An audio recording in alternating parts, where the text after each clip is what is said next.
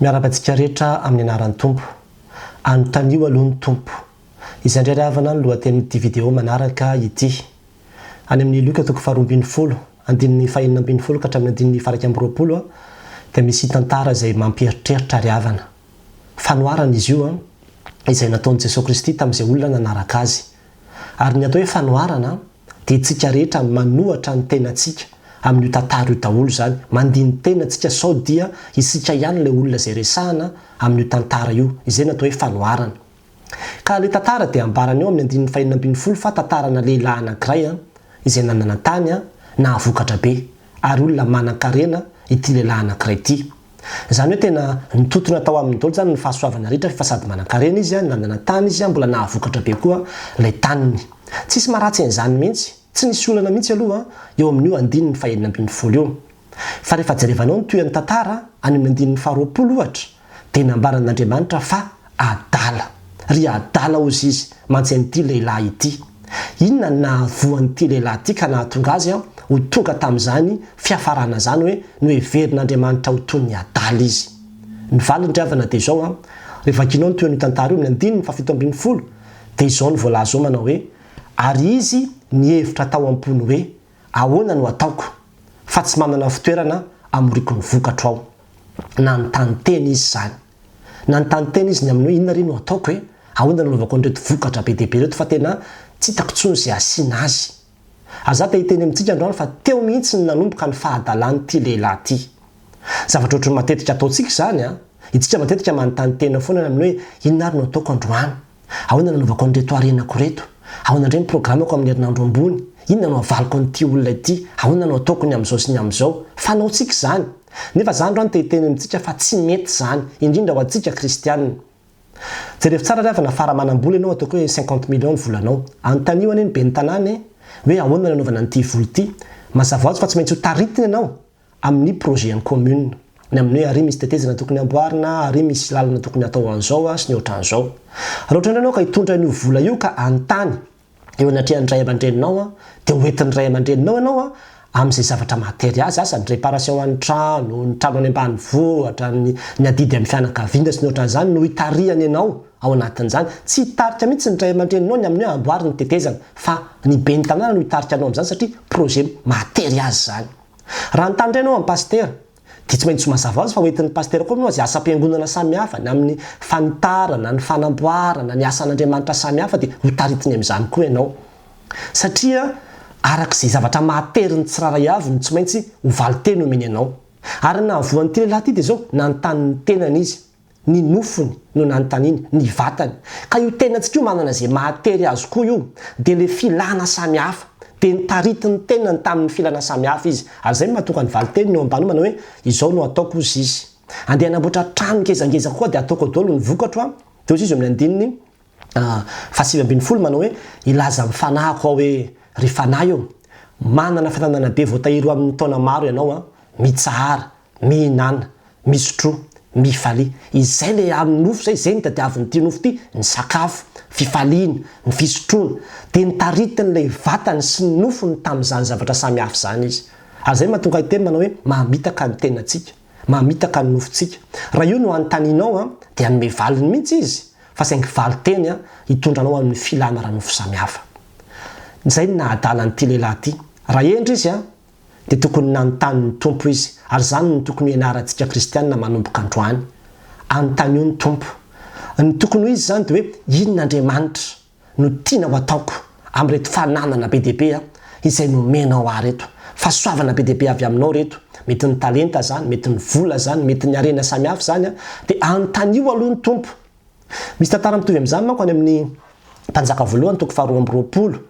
izay miresaka ny amin'ny mpanjakan'ny Israely nanantona ny mpanjakan'ny Jody izy dia Josafata dia niteny izy ny amin'ny hoe itsika ozy izy misy tany izay atsika Ramota Gileada giazan'ny Sirianina tsotro zao fotsiny andao ozy izy tsika hiaka an'io fa tsika ohatry ny varibariana fotsiny hanampy anavy ianao ozy izy sa tsy hanampy anavy fa andeha ho any ozy mpanjakan'ny Israely zany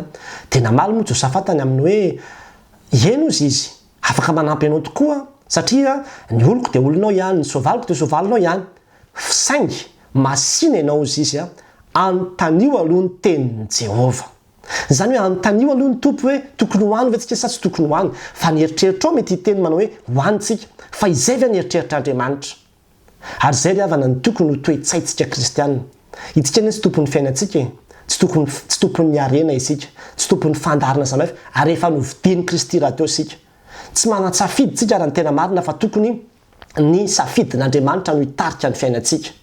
Anontanio mandrakariva aloha ny tompo ny amin'izay tokony ataonao, fa raha tsy zany dia ho disoanana mandrakariva ianao. Anontanio aloha ny tompo. Ary jereo anie ity ohatra tsotsotra izay omeko antsika ity, hanamboatra trano ianao, dia nanomenao ilay mpanamboatra trano ny fitaovana rehetra, feno dia feno mihitsy ny fitaovana izay nomenao azy. Dia tonga dia izy ilay mpanao trano hoe inona reny ataoko amin'ireto fitaovana be dia be eto ampelantanako reto hoe. Dia tonga dia lasa izy teo amin'ilay taninao nanangana tranona koa ngeza be. Tonga dia nataony teo ampovoany teo satria izay zany nosy izy manao hoe alora angaha izay nataoko dia avao izy nietrehitra hoe andeha angaha asiako tamboho eto dia asiako zaridaina eto dia ataoko ohatran'izao eto dia nanao arak'izay nataony teo izy ary tena somokotra ny sahirana mihitsy izy nampiasa ilay fitaovana rehetrarehetra tamin'izany zavatra samihafa izany. Rehefa tonga amin'izay ianao dia mazava ho azy fa ho kivy ianao, ho tapaka lalan-drano mihitsy azy ianao manao hoe zao daholo ve ny nanaovanao, fa inona ity zavatra natsanganao ity, fa tao tena nanaovanao tranona koa fotsiny ny fitaovana sy ny fahasoavana rehetra izay nomeko anao. Ary zay ilay fahadalana. Raha endry zany ity mpanao trano ity nanontany ny plan izy aloha tany amin'ilay tompo-tranony amin'ny hoe inona ny plan, inona ny tianao ampiasako an'ireto fitaovana reto, dia izay plan zay narahany, fa tsy izay plan tao anatin'ny sainy tao. Azany ro te-hiteny amintsika fa maro be tsika kristianina no tsy manontany an'Andriamanitra ny plan an'Andriamanitra any amin'ny fiainantsika, fa mitondra ny fiainantsika fotsiny amin'izay eritreritsika, dia variana sy somokotra manakana tranona koa etsero fotsiny. Fa mety havita zavatra be ianao fa tsy ankasitrahan'Andriamanitra koa ny zavatra izay nataonao satria tsy programan'Andriamanitra. Mety ho lasa lavitra be ianao fa diso lalana. Ary zany no mila hitandremantsika ry havana, ny fahendrena alohan'ny zavatra rehetra mandehana aloha anatrehan'ny tompo. Anontanio aloha ny tompo inona Andriamanitra no tokony ataoko, ahoana ny tokony ho tanterahako, aiza ny lalana tokony alehako. Fa efa niteny izy manao hoe anolo-tsaina anao aho, ampianatra anao izay lalana tokony alehanao, hitsinjo anao ny maso ka anoro anao anolo-tsaina anao. Andriamanitra io dia tena mpanolo-tsaina io, ary Jesosy Kristy dia nambariny hoe mpanolo-tsaina. Ka ianao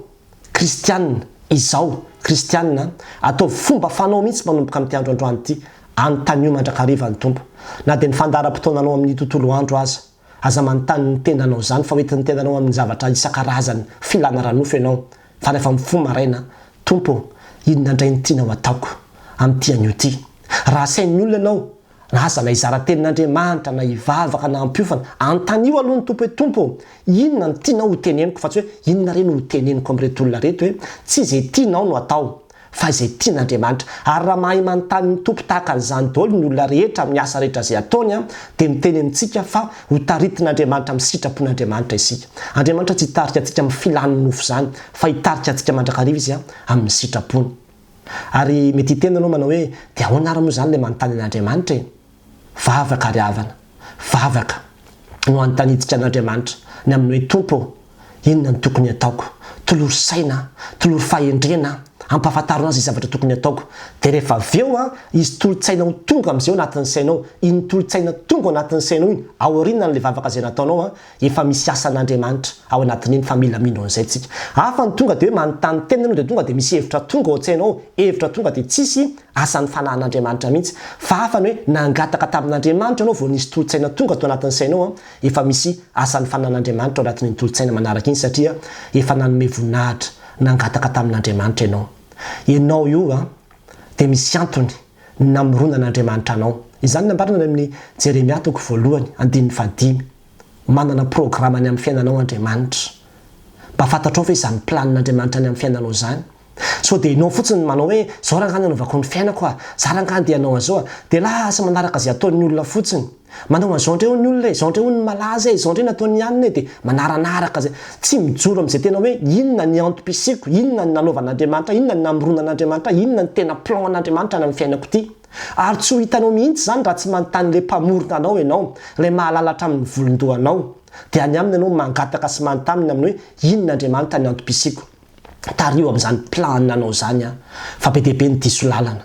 be dia be no ohatrany hoe mahavita zavatra betsaka ohatran'ny tirangady mahavita trano be na atsangana be dia be nefa dia rehefa tonga ny tompo toy ny tompo manao hoe ry adala lasa fahadalana fotsiny ilay izy ry havana mampandiny tenantsika izany atao fomba fanao mihitsy andeo ataontsika fomba fiaina mihitsy mialohan'ny zavatra rehetra dia ndentsika aloha